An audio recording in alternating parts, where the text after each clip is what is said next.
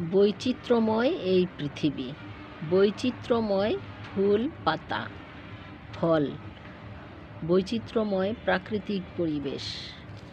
কে যেন ছাদ বাগানে এসে চন্দ্রমল্লিকার এই ডালটি ভেঙে ফেলে দিয়েছিল।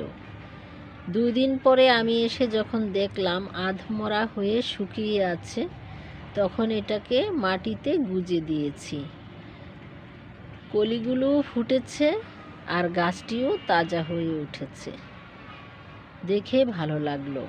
সুবহানাল্লাহ।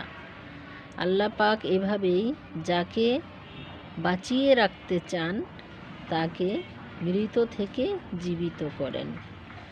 তিনি জীবিত থেকে মৃত বের করেন, আবার মৃতকে জীবিত করেন। দেখে সুন্দর লাগছে ফুলগুলো, কয়েকদিন ধরেই দেখছি। আজকে রোদ উঠেছে, ফুলগুলো দেখতে আরও ভালো লাগছে।